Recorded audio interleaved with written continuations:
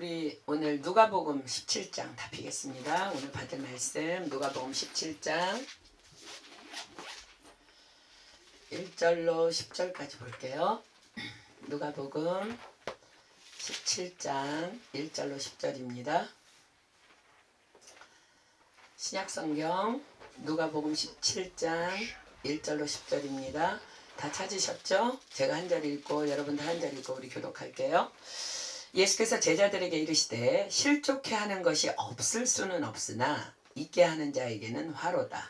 저가 이 작은 자 중에 하나를 실족해 할진대 차라리 연자맷돌을 그 목에 메우이고 바다에 던지우는 것이 나으리라. 너희는 스스로 조심하라. 만일 내 형제가 죄를 범하거든 경계하고 회개하거든 용서하라. 만일 하루 7번이라도 내게 죄를 얻고 7번 내게 돌아와 내가 회개하고노라 하거늘 너는 용서하라 하시더라. 사도들이 주께 여짜오되 우리에게 믿음을 더하소서 하니 주께서 가라사대 너희에게 겨자씨 하나만한 믿음이 있었다면 밑뽕나무더러 뿌리가 뽑혀 바다에 심기우라 하였을 것이요 그것이 너희에게 순종하였으리라. 너희 중에 누구에 밭을 갈거나 양을 치거나 하는 종이 있어 밭에서 돌아오면 저더러 곧 와 앉아서 먹으라 할 자가 있느냐? 도리어 저더러 내 먹을 것을 예비하고 띠를 띠고 나의 먹고 마시는 동안에 수종 돌고 너는 그 후에 먹고 마시라 하지 않겠느냐. 명한 대로 하였다고 종에게 살해하겠느냐? 이와 같이 너희도 명령받은 것을 다 행한 후에 이르기를 우리는 무익한 종이라 우리의 하여야 할 일을 한 것뿐이라 할지니라. 아멘. 우리는 지난 주일 설교를 통해서 영혼이 잘 되는 해 9번째 말씀으로 돌아감에 대한 말씀을 받았습니다. 집을 나간 탕자의 비유를 통해 우리가 아버지께로 돌아가야 함을 알게 하셨고 또 호세아 선지자도 오라 우리가 여호와께로 돌아가자라고 선포하고 있는 여호와께로의 돌아감. 그렇습니다. 우리는 무조건 다 여호와께로 돌아가야만 합니다. 네. 그런데 우리는 왜 꼭 여호와께로 돌아가야만 할까요? 그리고 예수님께서 하나님을 아버지로 비유하고 있는 탕자의 비유에 나오는 큰아들은 왜 아버지의 집을 떠난 적이 없었고 또 아버지와 함께 늘 있었음에도 불구하고 아버지 품 안에 거하지 못하였을까요? 혹 그런 의구심을 갖고 있는 사람이 우리 중에 있지 않을까라는 생각을 하며 주일날 이렇게 설교 말씀을 받는 중에 하나님께서 오늘의 본문을 기억하게 하셨습니다. 그래서 오늘의 성경 공부는 왜 하나님께서는 목사님을 통해서 그토록 여호와께 돌아감에 대해 안타까운 심정으로 성도들에게 호소하도록 하셨는지에 대한 충분한 보충 설명이 될 것이고요. 또 더 나아가 우리가 이젠 더 이상 하나님 아버지를 떠나서는 살 수 없는 명확한 이유가 분명히 제시되어질 것입니다. 자, 본문으로 가보겠습니다. 누가복음 17장 1절부터 봅니다. 예수께서 제자들에게 이르시되 실족해 하는 것이 없을 수는 없으나 있게 하는 자에게는 화로다. 자, 실족이라는 말의 사전적인 의미는요, 발을 헛디디는 것입니다. 발을 헛디게 되면 10중 8구는 넘어지게 되는 결과가 일어나겠죠. 그죠? 자, 그렇다면 지금 예수님께서 말씀하시는 실족해 하는 것이 없을 수는 없으나 있게 하는 자에게는 화로다. 이게 무슨 말씀일까요? 실족해 하는 것. 그것은 누군가가 나 때문에 믿음이 흔들리게 되거나 믿음을 잃고 넘어지게 되는 것을 의미합니다. 실족해 하는 것이 없을 수는 없으나, 자, 이 말은 우리 중 누구도 완전한 믿음을 가진 자는 없다 하시는 말씀입니다. 그러나 있게 하는 자에게는 화로라 하십니다. 자, 어떤 화가 있을까? 본문 2절입니다. 저가 이 작은 자 중에 하나를 실족해 할진대 차라리 연자맷돌을 그 목에 메이우고 바다에 던지우는 것이 나으리라. 뭐라고 말씀하세요? 차라리 연자맷돌을 그 목에 메이우고 바다에 던지우는 것이 나으리라. 자, 연자맷돌은요, 지름이 약 한 2m 정도 되고요, 무게가 약 1톤이나 되는 거예요. 그 연자맷돌을 목에 메고 바다에 던져진다는 것은 살아날 가능성이란 0%임을 의미합니다. 무슨 말이에요? 다른 사람을 실족해 하는 삶을 사느니 차라리 죽는 것이 더 낫다는 말씀입니다. 그냥 직역하면 뭐예요? 지옥 간다는 말씀입니다. 그런데 그 다음 말씀이 더 우리로 긴장하게 합니다. 자, 3절입니다. 너희는 스스로 조심하라. 만일 내 형제가 죄를 범하거든 경계하고 회개하거든 용서하라. 자, 너희는 스스로 조심하라. 자, 이 말씀에 뭐가 포함되어 있어요? 내가 누군가를 실족해 해서도 안 되지만 또 내가 누군가 때문에 실족하는 것도 죄라는 말씀입니다. 그러므로 너희는 스스로 조심하여 이렇게 하라 명하십니다. 어떻게 해요? 만일 내 형제가 죄를 범하거든 경계하고, 자, 경계라는 말은 옳고 그름을 분간하는 한계선입니다. 즉 누군가가 죄를 범하거든 옳고 그름을 분간하는 한계선을 확실히 분명하게 내 앞에 그으라는 말씀입니다. 왜요? 내가 그 선 밖으로 넘어가지 않기 위해서입니다. 선줄로 생각하면 넘어질까 조심하라 하셨습니다. 만약 옳고 그름을 분간하고 그 한계선을 긋지 않는다면 내가 그 선 밖으로 넘어가게 될 것입니다. 어떻게 해요? 도대체 저 사람 왜 저래? 저건 아니지. 저 사람 저러면 안 되지. 자, 이게 어떤 선 밖으로 넘어간 거예요? 자, 로마서 14장 4절로 가겠습니다. 로마서 14장 4절입니다. 로마서 14장 4절입니다. 남의 하인을 판단하는 너는 누구뇨? 그 섰는 것이나 넘어지는 것이 제 주인에게 있음에 저가 세움을 받으리니 이는 저를 세우시는 권능이 주께 있음이니라. 아멘. 아멘. 자, 로마서 2장 1절 하나 볼게요. 로마서 2장 1절. 로마서 2장 1절입니다. 로마서 2장 1절. 그러므로 남을 판단하는 사람아, 물론 누구든지 내가 핑계치 못할 것은 남을 판단하는 것으로 내가 너를 정죄함이니 판단하는 내가 같은 일을 행함이니라. 자, 그러므로 우리는 누군가 죄를 범하면 어떻게 해야 한다고요? 옳고 그름을 분간하고 딱 거기까지, 분간하는 것까지. 그리고 생각 스톱. 그리고 나도 혹 넘어질까 조심하며 말씀의 선 밖으로 넘어가지 아니하도록 나 스스로를 경계하라고 명하십니다. 그리고 그가 회개하거든, 즉 나에게 와서 미안하다, 잘못했다 하거든 용서하라 하십니다. 이것이 바로 내 형제가 죄를 범하거든 경계하라 입니다. 그런데 내가 누군가에 의해, 우리가 그런 말 하죠? 실족했다고요? 내 믿음이 흔들렸다고요? 그 사람 때문에 내가 시험 들어서 넘어졌다고요? 아니요. 그것은 나의 믿음의 문제라는 것입니다. 우리는 지금 누구를 믿고 있어요? 우리의 구원자이신 예수 그리스도. 그런데 그 예수님께서 지금 우리에게 무엇을 말씀으로 명하고 계셔요? 너희는 스스로 조심하라. 만일 내 형제가 죄를 범하거든 경계하고 회개하거든 용서하라. 그렇습니다. 우리가 정말 이 예수님을 믿는다면 누구 때문에 실족했다라는 것은 있을 수 없다는 거예요. 다만 나의 믿음이 없음의 문제일 뿐이라는 거예요. 그런데 예수님께서는 이런 경계와 용서의 삶을 언제까지? 세상 끝날까지, 나의 죽는 날까지 하라고 명하십니다. 자, 본문 4절 보세요. 만일 하루 7번이라도 내게 죄를 얻고 7번 내게 돌아와서 내가 회개하노라 하거든 너는 용서하라 하시더라. 자, 이 말씀을 듣고 제자들이 다 허걱합니다. 네? 한두 번도 아니고 하루에 7번이라도 잘못했다고 하기만 하면 용서하라고요? 여러분, 7은 완전수입니다. 자, 7번뿐 아니라 7번씩 70번이라도 즉 무조건 잘못했다면 무조건 다 용서하라는 말씀이에요. 언제까지? 세상 끝날까지. 왜요? 7은 완전수이기 때문에.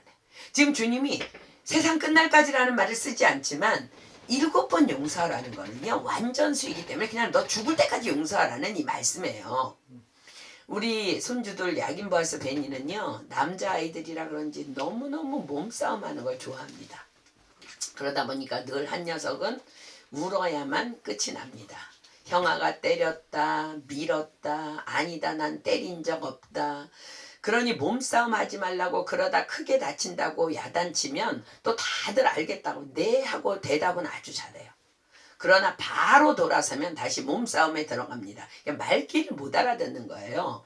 몸싸움이 왜 나쁜지 자신들은 너무 재미가 있는 겁니다. 그리고 또 바로 울면서 한 녀석이 달려옵니다. 그러면 어른들이 이구동성으로 하는 말, 금방 잘못했다고 해놓고 또 몸싸움이냐?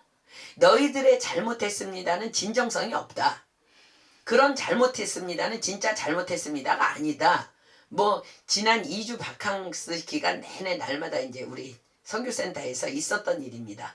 근데 어린아이들도 그렇게 공방 네 알겠습니다 잘못했습니다 그러고 돌아서는 또 몸싸움하고 울고 뜯고 이러면 그것도 힘든데 주님이 뭐라고 말씀하세요? 만일 내 형제가 죄를 범하거든 경계하고 회개하거든 용서하라. 만일 하루 7번이라도 내게 죄를 얻고 7번 내게 돌아와 내가 회개하노라 하거든 너는 용서하라 하십니다. 자, 이 말씀까지 듣고 허걱 제자들 머리에 말풍선이 막 떠다닙니다. 무슨 말풍선이 떠다니까 불가능. 그러나 이 말씀 안에는 여러분 어떤 비밀이 숨겨져 있어요? 그렇습니다. 우리 하나님 아버지께서 우리 주 예수 그리스도께서 우리에게 지금 그리하고 계시다는 말씀입니다. 이 약속 때문에 살아난 대표적인 인물이 누구예요? 우리 너무 잘 알죠? 베드로. 다 주를 버릴지라도 나는 언제든지 버리지 않겠나이다. 주와 함께 죽을지언정 주를 부인하지 않겠나이다. 그러나 그는 어떻게 했어요? 예수님께서 대제사장들과 백성의 장로들에게 잡히시던 밤 그는 예수님을 버리고 도망갑니다. 그리고 두려움에 떨며 멀찍이 신문당하는 예수님을 바라보다가 그들이 예수님의 얼굴에 침 뱉으며 주먹으로 치며 손바닥으로 때림을 보면서 작은 여자 계집종 앞에서 예수님을 3번이나 부인합니다. 그리고 그는 그 자리에 털썩 주저앉아 버립니다. 내가 주님을 버리다니, 내가 주님을 부인하다니. 그러나 그는요 예수님의 이 말씀을 기억하고 벌떡 일어납니다. 만일 하루 7번이라도 내게 죄를 얻고 7번 내게 돌아와 내가 회개하노라 하거든 너는 용서하라. 우리에게 그리하라 하심은 당신이 우리에게 그리하시겠다는 약속이시겠구나. 주님 잘못했습니다. 주님 죄송합니다. 그는 통곡하며 회개합니다. 그리고 일어납니다. 제자들 모두도 베드로처럼 훗날 이 말씀을 기억했지만 지금은 이 예수님의 가르침이 너무 힘들고 어렵습니다. 남을 실족해 하면 차라리 죽는 것이 낫다고? 지옥 갈 죄라고? 그런데 나는 누군가가 죄를 범해도 실족하면 또 안 된다고? 오히려 나를 경계하고 그를 용서해야 된다고? 그런데 용서하되 만일 하루 7번이라도 내게 죄를 얻고 7번 내게 돌아와 내가 회개하노라 하거든 용서하라고? 제자들은 도무지 자신이 없었습니다. 그래서 예수님께 이렇게 간청합니다. 자, 본문 5절입니다. 사도들이 주께 여짜오되 우리에게 믿음을 더하소서 하니. 뭐라고요? 우리에게 믿음을 더하소서.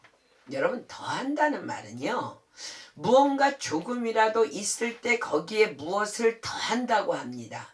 아예 제로 상태에서의 더하기는요 결코 성립되지 않습니다. 보세요. 제로 더하기 1은 그냥 1이에요. 뭐 더해지는 게 아니에요. 그냥 1이에요. 제로 더하기 1000도 그냥 1000입니다. 그러므로 제자들의 이 말은 자신들에게는 믿음이 있긴 있는데 조금밖에 없으니 우리에게 믿음을 더해 주십시오 라는 말입니다. 즉 주님, 우리가 너무 믿음이 적은 것 같습니다. 주님의 말씀대로 행하기에는 우리에게는 더 큰 믿음이 필요합니다. 우리에게 믿음을 더해 주십시오. 그런데요, 예수님께서는 그들의 요청에 뭐라고 대답하세요? 자, 6절 보세요.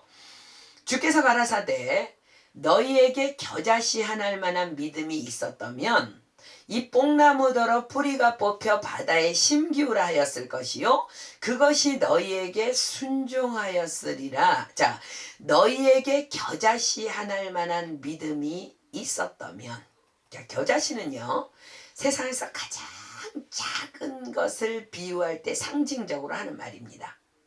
즉, 더 이상 작은 것은 없음을 의미할 때 사용하는 말이에요. A4 용지가 있는데 볼펜 끝으로 콕 찍은 상태의 크기, 그것이 바로 겨자씨의 크기입니다. 예수님 뭐라고 말씀하세요? 너희에게 겨자씨 하나일 만한 믿음이 있었다면, 지금 무슨 말 하는지 지금 눈치채고 있습니까? 믿음을 더해달라고? 아니, 너희들에게는 지금 믿음이 없어 라고 하시는 말씀이에요. 얘들아, 믿음이란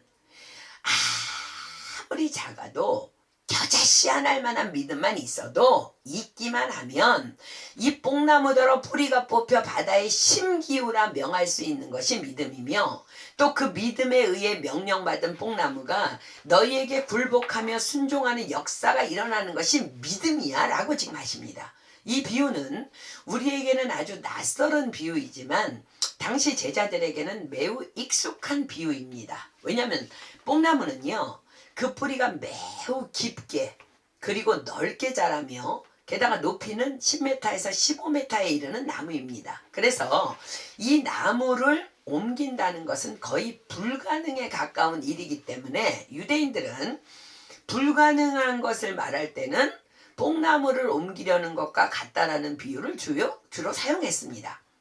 그러니까 지금 이들은 알아듣고 있는 거예요. 예수님께서 지금 뭘 말씀하고 계셔요? 얘들아, 실족하는 것이 없을 수는 없으나 있게 하는 자에게는 화로라.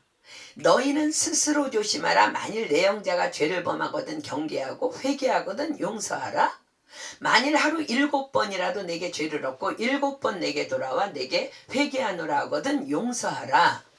내가 지금 너희들에게 한 이 말이 너에게 어렵게 생각되느냐?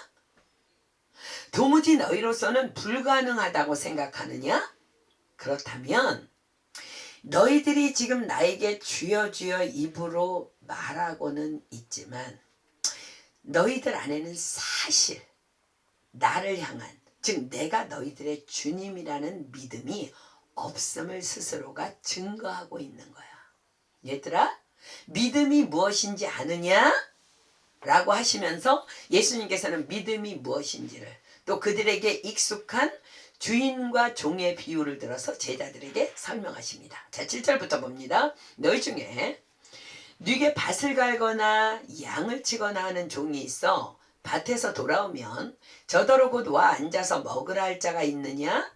도리어 저더러 내 먹을 것을 예비하고 띠를 띠고 나의 먹고 마시는 동안에 수종 들고 너는 그 후에 먹고 마시라 하지 않겠느냐? 명한 대로 하였다고 종에게 살해하겠느냐? 자, 예수님께서 말씀하십니다. 어떤 사람에게 종이 있습니다. 다른 말로 노예라고 하죠. 그죠? 종이나 노예의 사전적인 의미는 인격을 인정받지 못하고 상품이나 가축과 같이 취급되어 타인에게 사역되는 자유 없는 신분의 개인 또는 집단을 말합니다. 즉 노예란 다른 사람의 합법적인 소유가 되어 그들의 의지에 복종하는 사람을 말합니다. 예수님 당시의 종도 그러하였습니다. 그들에게는 아무런 권리가 없었습니다.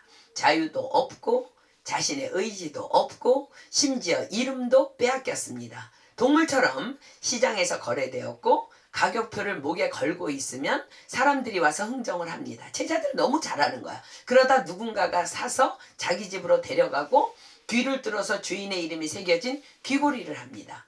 그 순간 그 노예의 이름은 없어집니다. 아무개의 노예라는 식으로 그 주인의 이름으로 불릴 뿐입니다. 그냥 주인의 소유인 물건에 불과했습니다. 아무리 열심히 일해도 노예에게는 대가가 없었습니다.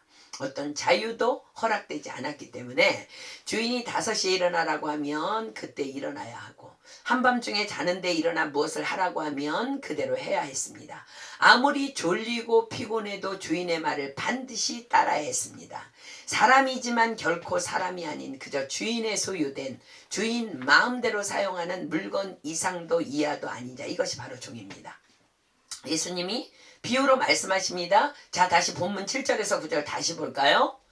너희 중에 네가 밭을 갈거나 양을 치거나 하는 종이 있어 밭에서 돌아오면 저더러 곧 와 앉아서 먹으라 할 자가 있느냐? 제자들은 이구동성으로 고개를 저으며 대답했겠죠. 아니요. 8절 도리어 저더러 내 먹을 것을 예비하고 띠를 띠고 나의 먹고 마시는 동안에 수종 들고 너는 그 후에 먹고 마시라 하지 않겠느냐? 네, 그렇지요. 고개를 끄덕입니다. 9절 명한 대로 하였다고 종에게 살해하겠느냐? 아니요. 누가 종에게 그러하겠어요? 아니지요. 여기까지 말씀하신 예수님께서는 제자들에게 이렇게 말씀하십니다. 10절 이와 같이 너희도 명령받은 것을 다 행한 후에 이르기를 우리는 무익한 종이라 우리의 하여야 할 일을 한 것뿐이라 할지니라. 자, 종에게 주인이 어떻게 했어요? 종이 종일 밭을 갈고 또 양을 치다가 집으로 돌아옵니다. 그런데 주인은 그에게 수고하였다거나 배고프지 않느냐거나 여기 와서 뭘 좀 먹으라거나 하지 않는다는 거예요. 오히려 주인은 내가 지금 배가 고프니까 나를 위해 상을 차리라 한다는 것입니다. 그리고는 내가 밥 먹을 동안에 옆에서 나의 먹고 마시는 동안 수종 들고 너는 그 후에 먹고 마시라고 한다는 겁니다. 그리고 그렇게 명한 대로 순종했다고 종에게 칭찬을 한다거나 무언가를 살해를 하지 않는다는 것입니다. 왜요? 그는 단지 종이기 때문입니다. 자, 무익한 종이라는 것은 종은 아무리 힘들어도 밭에서 아무리 힘들게 일하고 왔어도 또다시 주인의 밥상을 차려야 하는데도 수고한 다음에도 수고했다는 말 한마디 안 해주어도 그 어떤 대가도 바라지 않는 것, 그것이 바로 마땅한 종의 자세인 무익한 종의 의미입니다. 자, 예수님께서 말씀하십니다. 10절 이와 같이 너희도 명령받은 것을 다 행한 후에 이르기를 우리는 무익한 종이라 우리의 하여야 할 일을 한 것뿐이라 할지니라. 무엇을 지금 말씀하고 계셔요? 실족해 하는 것이 없을 수는 없으나 있게 하는 자에게는 화로다. 너희는 스스로 조심하라. 만일 내 형제가 죄를 범하거든 경계하고 회개하거든 용서하라. 만일 하루 7번이라도 내게 죄를 얻고 7번 내게 돌아와 내가 회개하노라 하거든 너는 용서하라는 나의 이 말씀의 명령 앞에서 너희가 지금 나에게 우리에게 믿음을 더하소서라고 요구하느냐? 그렇다면 지금 너희는 나에게 입으로는 주여 주여 하며 나를 따르고는 있지만 실제로는 내가 너희의 진짜 주인은 아니라는 것입니다. 왜냐하면 종이란 명령받은 것을 다 행한 후에 이르기를 우리는 무익한 종이라 우리의 하여야 할 일을 한 것뿐이라 라고 말하는 자만이 진짜 종이기 때문이라는 말씀입니다. 그러므로 너희가 나의 진짜 종이라면 이와 같이 너희도 명령받은 것을 다 행한 후에 이르기를 우리는 무익한 종이라 우리의 하여야 할 일을 한 것뿐이라 할지니라 명하십니다. 무슨 말씀이에요? 종에게는 예, 아멘만 있다는 말씀입니다. 자, 사랑하는 여러분, 저와 여러분들이 날마다 우리 아까도 찬양 위대하신 주, 주님에 대해서 주님 곁으로 주님에 대해서 너무 많이 찬양했어. 그죠?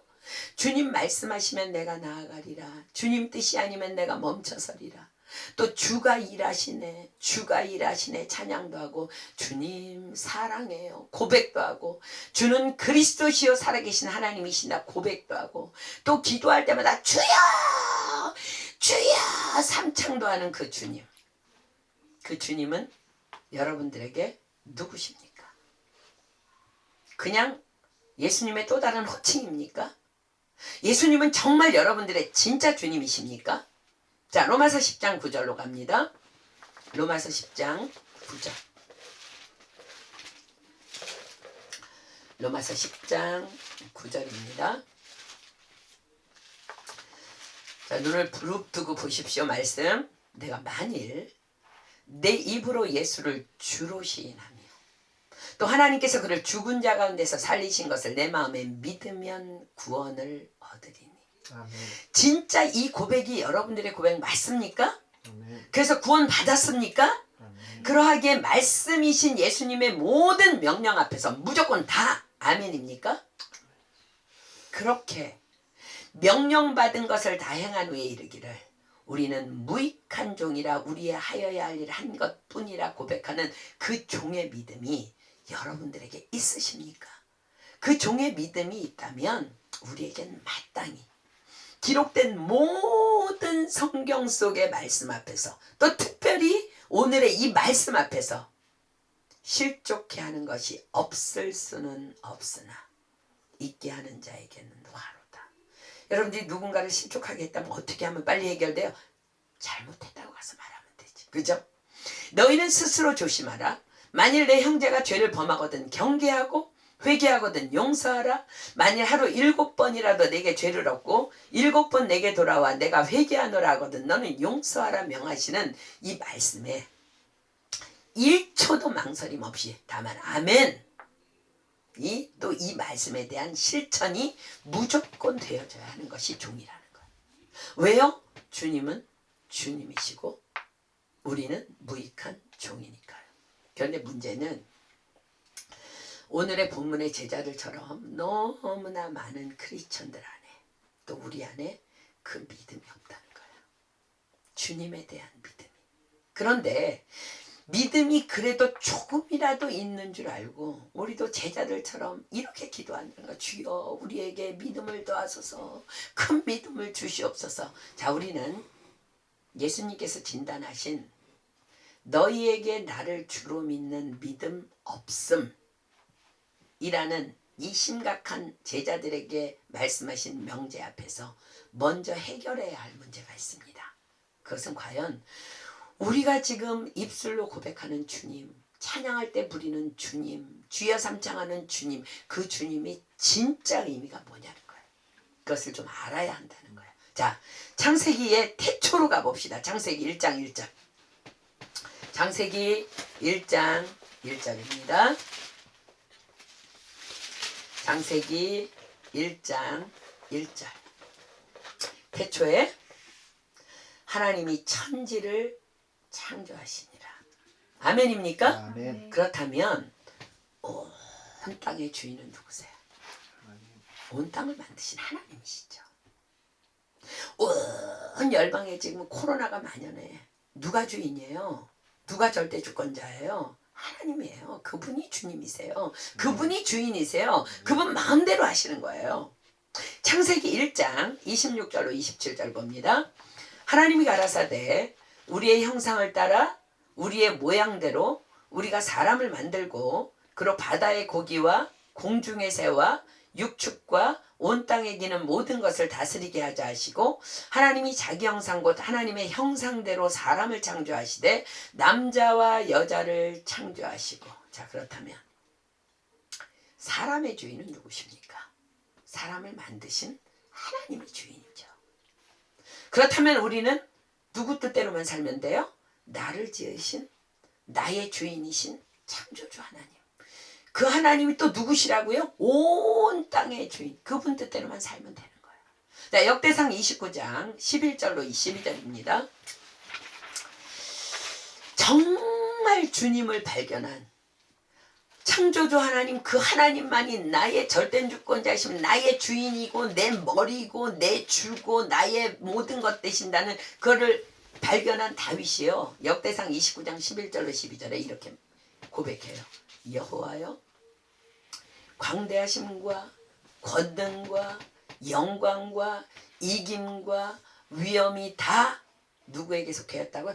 주께 속하였어. 다윗은요, 하나님이 자기 주인인지 알았던 거예요. 천지에 있는 것이 다 주의 것이로소이다. 누구 주? 내 주, 나의 주, 다윗의 주님, 저와 여러분의 주님 거라는 거예요. 우리의 주인 여호와여, 주권도 주께 속하였으니 주는 높으사 만유의 머리이심이니이다. 부와 귀가 주께로 말미암고 또 주는 만유의 주제가 되사 손에 권세와 능력이 있사오니 모든 자를 크게 하심과 강하게 하심이 주의 손에 있나이다. 아멘. 아멘. 저와 여러분의 주님의 손에 있다는 거야. 이 온 열방의 주권자이시며 주인이신 하나님께서 우리에게 지금 무엇을 약속하고 계셔요? 자, 누가복음 12장 6절로 7절입니다. 누가복음 12장 6절로 7절. 누가복음 12장 6절로 7절입니다. 여러분 기억하십시오. 참새 5이 아사리온 둘에 팔리는 것이 아니냐. 그러나 하나님 앞에는 그 하나라도 잊어버리시는 바 되지 아니하는도다. 너희에게는 오히려 머리털까지도 다 세신 바 되었나니 두려워하지 말라. 너희는 많은 참새보다 귀하니라. 저와 여러분의 주인이신 하나님이 지금 뭐라고 말씀하세요? 저와 여러분의 머리카락 숫자까지도 다 세어가면서 우리를 돌보신다는 거예요. 이분이 바로 저와 여러분의 주인이라는 거예요. 그런데 우리 주 하나님께서 모든 것을 다 갖추어 주신 에덴 동산에서 무슨 일이 일어났어요? 자, 창세기 2장으로 다시 가겠습니다. 창세기 2장 8절로 9절 16절로 17절 볼게요. 창세기 2장 8절로 9절 먼저 봅니다. 여호와 하나님이 동방의 에덴의 동산을 창설하시고 그 지으신 사람을 거기 두시고 여호와 하나님이 그 땅에서 보기에 아름답고 먹기에 좋은 나무가 나게 하시니 동산 가운데에는 생명나무와 선악을 알게 하는 나무도 있더라. 모든 걸 다 갖추신 거예요. 16, 17 여호와 하나님이 그 사람에게 명하여 가라사대 동산 각종 나무의 실과는 내가 임의로 먹되 선악을 알게 하는 나무의 실과는 먹지 말라. 내가 먹는 날에는 정령 죽으리라 하시니라. 그 부족함 없는 모든 것을 다 갖춘 그 아름다운 땅에서 사단에게 속아 선악과를 따먹음으로 주 하나님을, 그들의 주 하나님을 배반합니다. 그와 동시에 그들 안에 죽음과 두려움이 들어옵니다. 그러나 그들을 지으신 주 하나님께서는, 왜요? 하나님은 우리를 지으셨기 때문에 내 주인이니까 내 삶을 책임지시는 거예요. 그들을 지으신 주 하나님께서는 그들에게 가죽옷을 지어 입히심으로 그들을 용서해 주십니다. 자, 창세기 3장 21절입니다. 창세기 3장 21절. 왜요? 주인이니까. 아담과 하와의 주님이니까 그들을 용서해서라도 살리시는 거야. 창세기 3장 21절입니다. 여호와 하나님이 아담과 그 아내를 위하여 가죽옷을 지어 입히시니라. 자, 가죽옷. 이 가죽옷을 만들려면 뭐가 필요해요? 동물의 가죽. 그들에게 이 가죽옷을 지어 입히시기 위한 피 흘림이 있었다는 말이에요. 자, 히브리서 9장 22절로 갑니다. 히브리서 9장 22절. 히브리서 9장 22절. 히브리서 9장 22절. 히브리서 9장 22절 다 눈으로 확인하십시오. 율법을 쫓아 거의 모든 물건이 피로써 정결케 되나니 피 흘림이 없은즉 사함이 없느니라. 자, 그렇습니다. 그들에게 가죽옷을 지어 입히셨음은 그들을 용서하셨다는 말씀이에요. 그래, 이제는 나의 뜻대로 살아라. 내가 너희의 주인이니까 주인의 말대로 주겠니? 그러나 그럼에도 불구하고 그때부터 사람들은 걷잡을 수 없는 타락의 길로 치닫기 시작합니다. 그러나 사랑하는 여러분, 그들이 타락의 길에 있다 해도 그들의 주인은 누구예요? 그렇습니다. 여전히 그들을 만드신 그리고 우리 주 여호와 하나님이세요. 우리가 타락했어도 하나님은 우리의 주님이시고 우리가 하나님을 기쁘시게 해도 하나님은 우리의 주님이세요. 믿으십니까? 아멘. 그래서 노아의 때에 주님이시기 때문에 우리의 인간의 주님이시기 때문에 노아의 때에 홍수 심판이 있었고 바벨탑이 무너지는 사건이 일어납니다. 그럼에도 불구하고 여전히 온 땅의 주인이신 하나님을 알지 못하는 당신들의 백성을 보시며 하나님이 한 가지를 결정하십니다. 우상을 섬기던 갈대아 우르에서 믿음의 한 사람 아브라함을 불러내시고 그를 통해 여호와를 주라 시인하는 백성과 나라를 따로 세우시기 위해 이삭을 낳게 하시고 야곱을 낳게 하시고 요셉을 낳게 하십니다.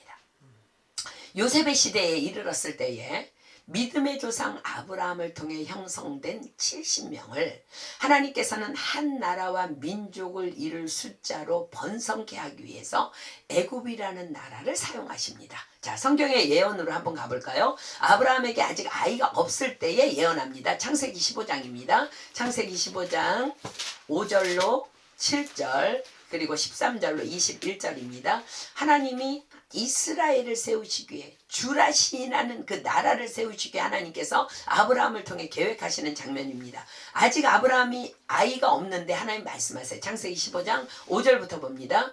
그를 이끌고 밖으로 나가 가라사대 하늘을 우러러 뭇별을 셀 수 있나 보라. 또 그에게 이르시되 내 자손이 이와 같으리라. 아브라함이 여호와를 믿으니 여호와께서 이를 그의 의로 여기시고 또 그에게 이르시되 나는 이 땅을 내게 주어 이 땅이 어디예요? 지금 가나안 땅으로 불러내셨잖아요.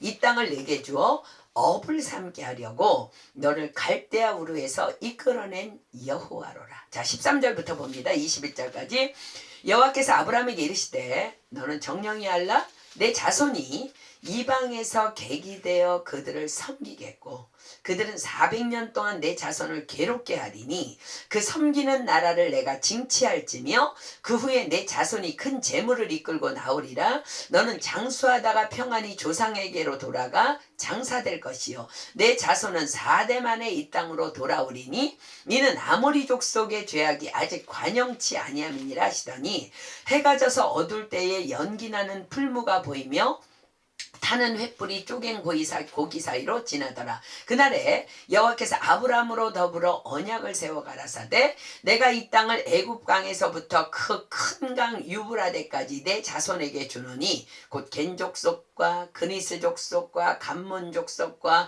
헷 족속과 브리스 족속과 르바 족속과 아모리 족속과 가나안 족속과 기르가스 족속과 여부스 족속의 땅이니라 하셨더라. 자, 모세를 통해 애굽에서 끌어내면서 약속하신 모든 땅이죠. 그죠? 지금 아브라함이 어디에 가고 있어요? 가나안 땅에. 갈대아 우르에서 가나안으로 불러내셨기 때문에. 그런데 지금 아브라함의 자손들이 어디로 들어간다고 지금 말씀하세요? 이방 땅으로. 바로 요셉을 먼저 보내신 애굽 땅입니다. 그곳에서 몇 년을 종살이 한다고요? 400년을. 그리고 그 큰 재물을 이끌고 다시 어디로 돌아올 것이라고요? 가나안 땅으로. 그런데 지금 왜 안 주신다고요? 이는 아모리 족속의 죄악이 아직 관영치 아니함이니라 말씀하십니다. 아모리 족속은 가나안 족속 중에 하나로 지금 말씀하시는 건 가나안 족속 전체를 지금 의미하고 있는 거예요. 그들의 죄악이 아직 관영치 아니하다 하십니다. 왜 홍수 대심판이 일어났어요? 땅에 있는 모든 자들의 죄악이 관영하여입니다. 자, 창세기 6장 5절로 7절 잠깐 가볼게요. 창세기 6장 5절로 7절입니다.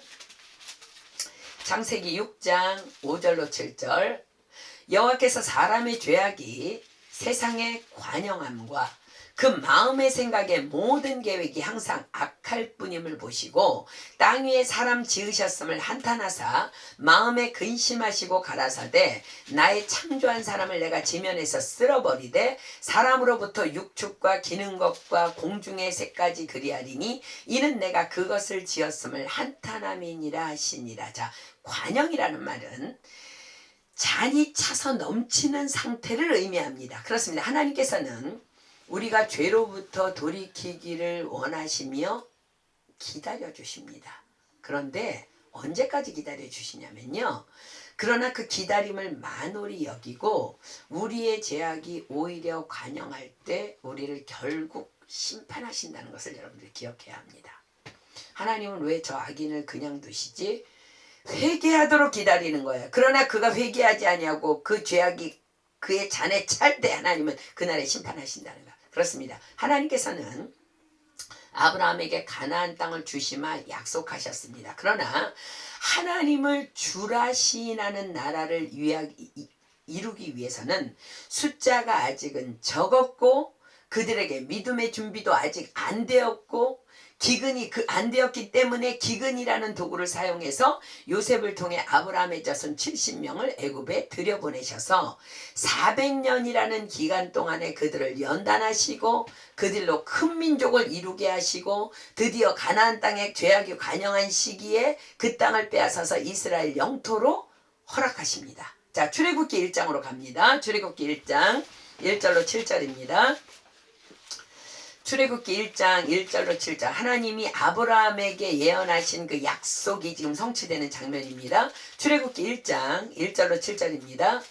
야곱과 함께 각기 권속을 데리고 애굽에 이른 이스라엘 아들들의 이름은 이러하니 르우벤과 시므온과 레위와 유다와 이사갈과 스불론과 베냐민과 단과 납달리와 갓과 에셀이요 이미 애굽에 있는 요셉까지 야곱의 혈족이 모두 70인이었더라. 요셉과 그의 모든 형제와 그 시대 사람은 다 죽었고 이스라엘 자손은 생육이 중다하고 번식하고 창성하고 심히 강대하여 온 땅에 가득하게 되었더라.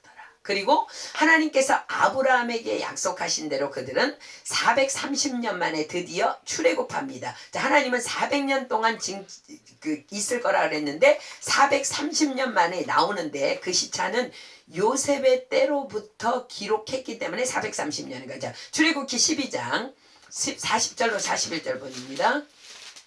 하나님의 그 예언이 그대로 이루어지죠. 출애굽기 12장 40절로 41절 이스라엘 자손이 애굽에 거주한 지 430년이라. 자, 400년을 하나님 훈련시키셨는데 나머지 30년은 야곱 저기를 부르시는 거야. 그 요셉을 부르시고 그들이 이주하고 이제 그런 시간을 다 합한 거야. 430년이 마치는 그날에 여호와의 군대가 다 애굽에서 나왔습니다.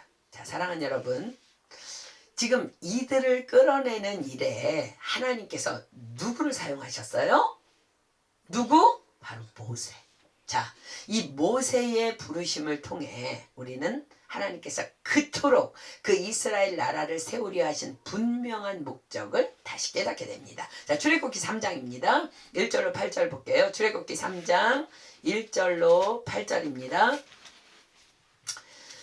출애굽기 3장 1절로 8절 지금 하나님이 왜 지금 이 신구약 성경에 이르기까지 이 일을 행하셨네에 대해서 우리가 지금 보고 있는 거예요. 출애굽기 3장 1절로 8절입니다. 모세가 그 장인 미디안 제사장 이드로의 양무리를 치더니 그 무리를 광야 서편으로 인도하여 하나님의 산 호렙에 이름에 여호와의 사자가 떨기나무 불꽃 가운데서 그에게 나타나시니라. 그가 보니 떨기나무에 불이 붙었으나 사라지지 아니하는지라.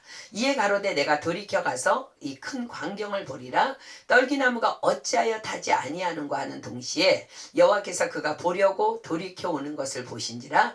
하나님이 떨기나무 가운데서 그를 불러 가라사대 모세야 모세야 하시매 그가 가로되 내가 여기 있나이다. 하나님이 가라사대 이리로 가까이 하지 말라. 너의 선 곳은 거룩한 땅이니 내 발에서 신을 벗으라. 또 이르시되 나는 내 조상의 하나님이니 아브라함의 하나님, 이삭의 하나님, 야곱의 하나님이라. 모세가 하나님 배우기를 두려워하여 얼굴을 가리우며 여호와께서 가리움에 여호와께서 가라사대 내가 애굽에 있는 내 백성의 고통을 정령히 보고 그들이 그 간역자로 인하여 부르짖음을 듣고 그 우고를 알고 내가 내려와서 그들을 애굽인의 손에서 건져내고 그들을 그 땅에서 인도하여 하나님께서 약속하신 땅이죠. 아름답고 광대한 땅 젖과 꿀이 흐르는 땅 곧 가나안 족속, 헷 족속, 아모리 족속, 브리스 족속, 히위 족속, 여부스 족속의 지방에 이르려 하노라. 자, 이 말은 다른 말로 뭐예요? 이미 가나안 족속들의 죄악에 관영했다는 거예요. 그들을 내쫓을 시간이 됐다는 거예요. 자, 모세가 왜 지금 미디안 땅에 있어요? 우리 너무 잘 아는 얘기죠? 자신의 동포 히브리인을 애굽 사람이 학대하는 걸 보고 그 사람을 쳐서 죽였는데 그 일이 탄로가 납니다. 그래서 그는 살기 위하여 미디안 땅으로 도망하였고 그곳에서 40년의 세월이 흐른 뒤 하나님의 부르심을 받게 됩니다. 사도행전은 그가 사람을 쳐 죽인 나이가 40살이었고 그로부터 40년이 지난 후에 즉 하나님의 훈련의 시간이 참에 하나님의 부르심을 모세가 입었다고 사도행전은 기록합니다. 자, 여러분들도 하나님의 시간을 하나님의 때를 기다립니까? 때가 차면 주님께서 여러분들에게 오실 줄 믿습니다. 아멘. 아멘. 자, 다시 출애굽기 3장 2절로 5절만 좀 한번 다시 주목해 볼게요. 여호와의 사자가 떨기나무 불꽃 가운데서 그에게 나타나시니라. 그가 보니 떨기나무에 불이 붙었으나 사라지지 아니하는지라. 이에 가로되 내가 돌이켜 가서 이 큰 광경을 보리라. 떨기나무가 어찌하여 타지 아니하는가 하는 동시에 여호와께서 그가 보려고 돌이켜 오는 것을 보신지라. 하나님이 떨기나무 가운데서 그를 불러 가라사대 모세야 모세야 하시매 그가 가로되 내가 여기 있나이다. 하나님이 가라사대 이리로 가까이 하지 말라. 너의 선 곳은 거룩한 땅이니 내 발에서 신을 벗으라. 하나님께서 떨기나무 불꽃 가운데서 모세에게 나타나십니다. 모세가 불이 나무에 붙었는데 어떻게 나무가 안 타지? 너무 기이한 광경에 모세가 보려고 몸을 돌이키자 여호와께서 모세를 부르십니다. 모세야 모세야 하시매 그가 가로되 내가 여기 있나이다. 하나님 뭐라고 말씀하세요? 하나님 가라사대 이리로 가까이 하지 말라. 너의 선 곳은 거룩한 땅이니 내 발에서 신을 벗으라. 자, 모세가 다가가려고 하자 하나님께서 뭐라고 말씀하세요? 이리로 가까이 하지 말라. 너의 선 곳은 거룩한 땅이니. 지금 모세가 어디에 서 있어요? 이방 민족의 땅 미디안 땅에 있어요. 그럼 하나님이 지금 미디안 땅이 거룩한 땅이라고 지금 말씀하시는 거예요? 자, 여러분들에게 질문합니다. 여러분들 생각에 지금 제가 말하는 곳 중에 어디가 가장 거룩한 땅이라고 생각해요? 교회, 집, 학교, 슈퍼마켓, 대사관, 도서관, 레스토랑 어디가 가장 거룩한 땅일까? 거룩한 땅이 따로 있는 것 아닙니다. 그곳이 어디든지 하나님께서 지금 임재해 계시다면 그곳은 다 거룩한 땅입니다. 하나님께서 왜 모세에게 너의 선 곳은 거룩한 땅이라고 가까이 하지 말라 하셔요? 하나님께서 지금 그곳에 임재해 계시기 때문입니다. 아멘입니까? 아멘. 자, 요한일서 4장 15절 핍니다. 요한일서 4장 15절. 요한일서 4장 15절입니다. 지금 모세와 우리의 형편이 좀 다르다는 걸 기억하십시오. 요한일서 4장 15절입니다. 누구든지 예수를 하나님의 아들이라 시인하면 하나님이 저 안에 거하시고 저도 하나님 안에 거하시느니라. 아멘. 아멘입니까? 아멘. 자, 사랑하는 여러분, 예수님 믿으십니까? 아멘. 정말 믿으십니까? 아멘. 그렇다면 여러분 안에 지금 하나님께서 임재해 계십니다. 아멘. 그렇다면 여러분들이 어디를 가든 어디에 서 있든 그곳이 화장실이라 할지라도 그곳은 거룩한 땅입니다. 아멘입니까? 아멘. 왜? 내 안에 주님이 임재해 계시니까. 그런데 문제가 하나 있어요. 문제는 뭐냐면 우리가 하나님의 임재 앞에 있긴 임재 안에 있긴 한데 내 맘대로 그 임재 안에서 살아간다는 거야. 자, 다시 모세를 부르시는 여호와 하나님의 음성으로 다시 갑시다. 다시 5절 보세요. 하나님이 가라사대 이리로 가까이 하지 말라. 너의 선 곳은 거룩한 땅이니 내 발에서 신을 벗으라. 자, 그렇습니다.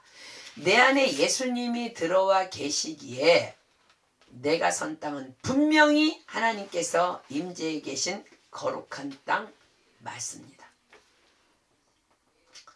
지금 여러분들 예배드리는 장소 거룩한 장소 맞습니다. 성전입니다. 아멘. 지금 여기 거룩한 땅 맞습니다. 그런데 내가 그분의 임재 안으로 들어가기 위해서는, 자, 여러분들 하나님이요 두세 사람이 모인 곳에 내가 너희와 함께 하시겠다 그래서 지금 하나님이 여기 임재해 계세요. 내 이름을 기념하는 곳에 강림하여 내가 복을 주려 했으니까 여러분들 혼자 있는 지금 여러분 그 장소 거기도 성전이고 하나님이 임재해 계세요. 아멘. 근데 여러분들이 그 하나님의 임재 안으로 들어가기 위해서는요, 지금 하나님이 계시지만 우리가 임재 안으로 들어가는 것과 주님이 지금 임재해 계시는 것과는 다른 거예요. 하나님은 온 땅에 임재해 계세요. 빡두에 임재해 계세요.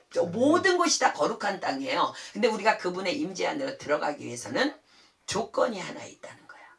그것은 내 발에서 신을 벗어야 한다는 거야. 우리가 예수님을 믿지만 내 발에서 신을 벗지 않기 때문에 변두리 인생으로 살아가는 거야. 탕자의 형이 아버지의 집을 떠난 적이 없었지만 그가 아버지의 품에 거하지 못했던 이유는 그가 그의 발에서 신을 벗은 적이 없었기 때문입니다. 신은 저와 여러분의 자유의지를 의미합니다.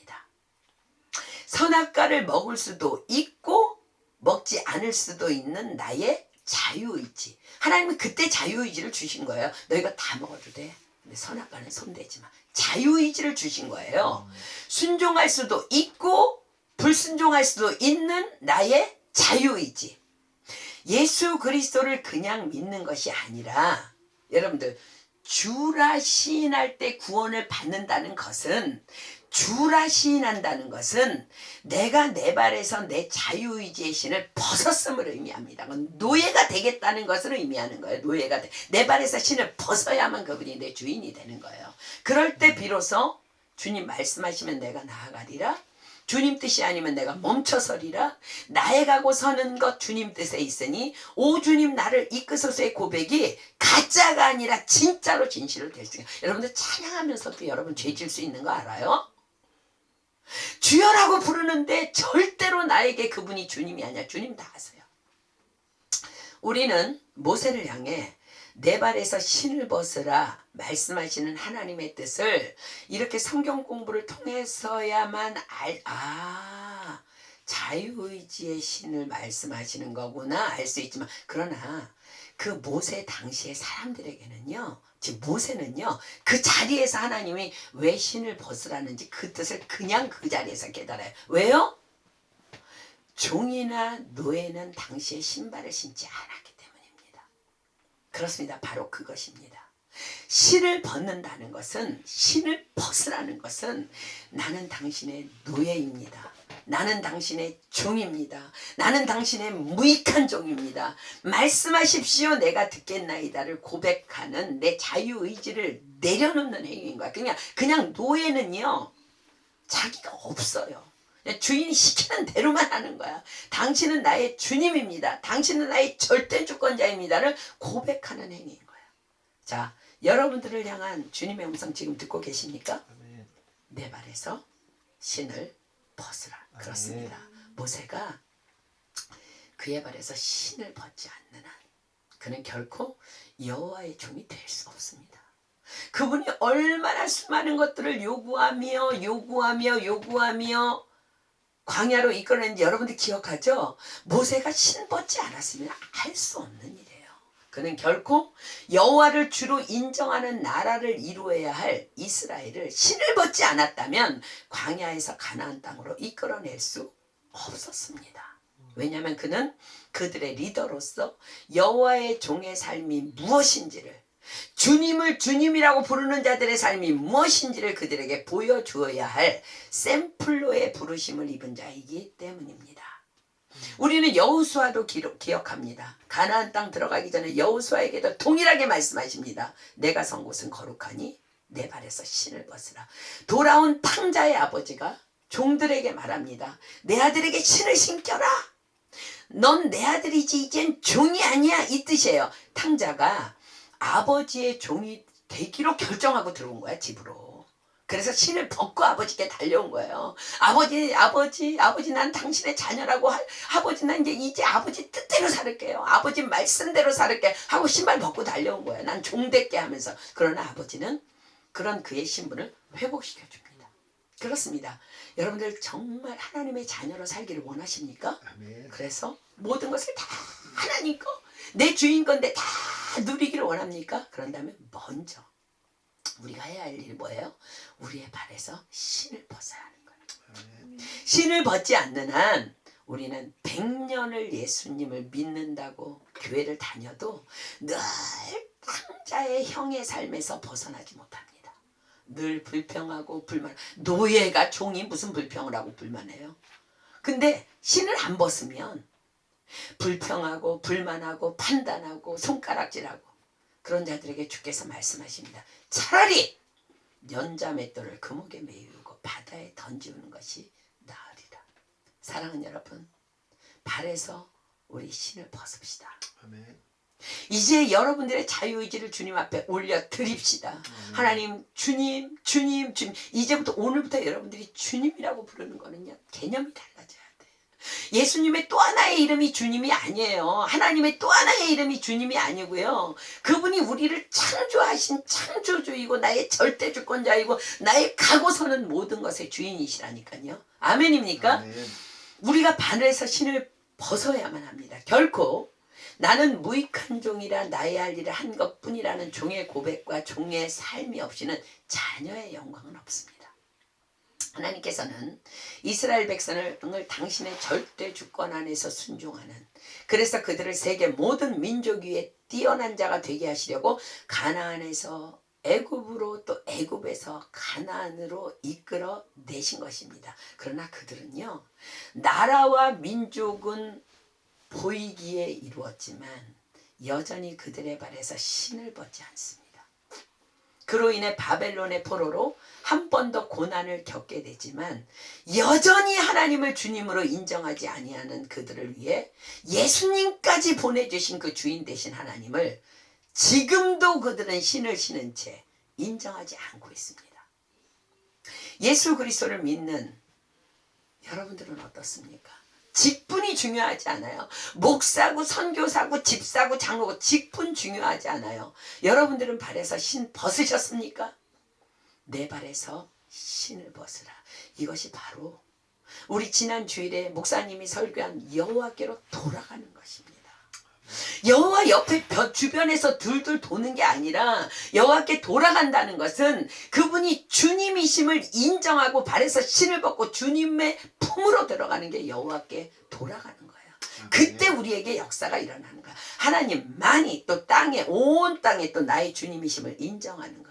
나는 무익한 종이기 때문에 그저 나의 주님께서 말씀하시면 아멘 순종하겠습니다. 이것이 바로 내 발에서 신을 벗는 것이며 여호와께로 돌아가는 것입니다. 자, 여호와께로 돌아간 자, 여러분들이 지금 신을 벗었는지 안 벗었는지 확인해 보십시오. 여호와께로 돌아간 자, 발에서 신을 벗은 자는요, 결코 내가 없습니다. 기분 나빠. 없습니다. 그런 거 없습니다. 왜? 주님이 나를 앞서 행하시며 다 이끌고 가시니까. 그런 자들은요, 모든 범사에 주님을 인정합니다. 모든 범사에 감사합니다. 7번씩 70번이라도 미안하다 하면 그냥 용서합니다. 그냥 교통사고가 나도 주님이 하셨습니다. 지갑을 잃어버려도 주님이 하셨습니다. 자다가 누가 욕을 해도 주님이 하셨습니다. 하나님께서는 바로 이 하나님의 나라를 이루시기 위해, 그리고 그 하나님 나라의 확장을 위해 저와 여러분을 부르셨습니다. 하나님이 주신 가정, 하나님이 주신 교회, 하나님이 주인이신 공동체, 하나님이 주인이신 나라, 모두 다 주님이신 하나님만 바라보는데 모두의 주인이, 모두의 주님이 하나님이신데 그곳이 바로 천국이 아니겠습니까? 우리가 천국 가기 전에도 천국을 이루는 거야. 어떻게? 내 발에서 신을 벗을 때. 사랑하는 여러분, 여러분이 주님을 주님이라 시인하지 않아도 주님은 우리의 주님이십니다. 아멘. 여러분의 살을 질질 끌고라도 가시는 주님은 왜? 주님은 나의 창조주니까. 나의 아버지니까. 주님은 내가 시인하지 않아도 당신 뜻대로 나를 끌어갈까. 그러나 우리가 주님을 주님으로 시인할 때 너희가 나를 사람 앞에서 인정하면 내가 아버지 앞에서 인정할게. 주님은 영광을 받으시며 약속하신 모든 은혜와 축복을 주님의 모든 것을 다 우리에게 다 부어주시고 부어주실 줄 믿습니다. 아멘. 그러므로 가장 지혜로운 자는요, 주님 앞에서 내 발의 신을 벗는 자입니다. 자, 그러나 우리가 오늘 기억해야 될 말씀이 하나 있어요. 고린도전서 12장 3절입니다. 고린도전서 12장 3절입니다. 고린도전서 12장 3절. 여러분들 펜이 있으면 줄 치십시오. 이제 제가 줄 치라는 부분에 줄 치십시오. 그러므로 내가 너희에게 알게 하노니 하나님의 영으로 말하는 자는 누구든지 예수를 저주할 자라 하지 않고, 지금부터 줄 칩니다.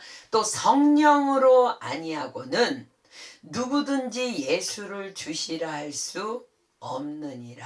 자, 성령으로 아니하고는 누구든지 예수를 주시라 할 수 없느니라. 지금 여기 주목하십시오. 누구든지 예수를 구원자라 할 수 없느니라가 아니라요, 주시라 할 수 없느니라.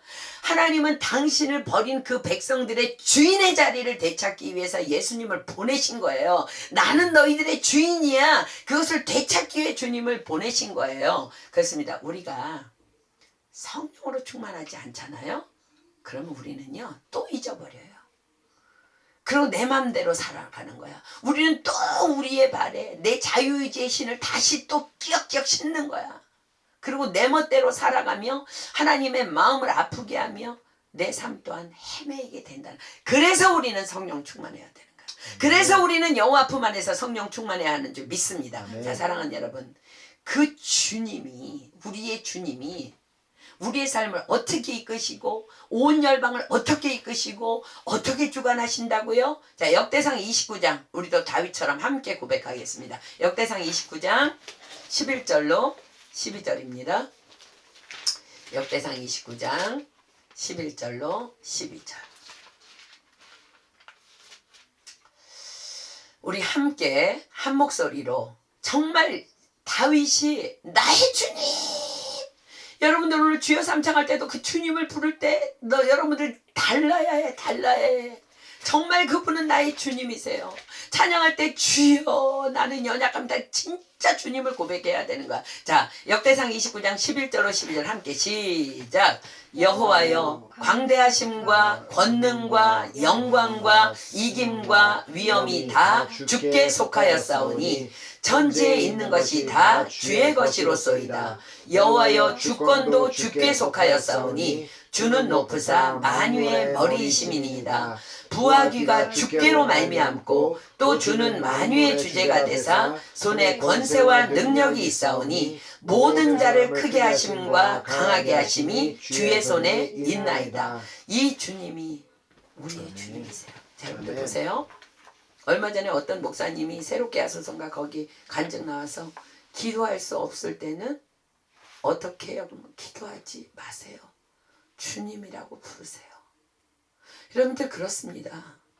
이 하나님이 여러분 주님이면요, 정말 우리가 기도할 수 없는 순간에 주님, 주님, 주님, 주님 그냥 부르세요. 주님 다 아세요. 왜? 나를 지으신 분이니까. 나의 형편과 사정을 다 아니까. 주님, 주님, 그거면 된 거예요. 정말 여러분들이 믿는다면 읊조리는 거 말고 그냥 아무렇게나 주여 이름 아무거나 부르는 거 말고 진짜 주님이라고 인정한다면 주님만 100번 부르십시오. 1000번 부르십시오. 하나님 다 아세요.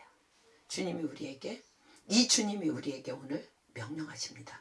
이와 같이 너희도 명령받은 것을 다 행한 후에 이르기를 노 없다는 거, 하나님 앞에서 이해하고 아멘만 있다는 거. 주님 말씀하시면 아멘. 7번씩 70번이라도 용서해. 아멘. 너 죽어야 돼. 아멘. 나 인정해. 아멘. 이와 같이 너희도 명령받은 것을 다 행한 후에 이르기를 우리는 무익한 종이라. 주님, 난 아무것도 바라지 않습니다. 주님이 나의 주인이신 것만 저는 만족합니다. 주님, 당신이 나의 주님이시면 됩니다. 우리는 무익한 종이라. 우리 하여야 할 일을 한 것뿐이라 할지니라. 아멘. 우리 찬양하고 기도하겠습니다.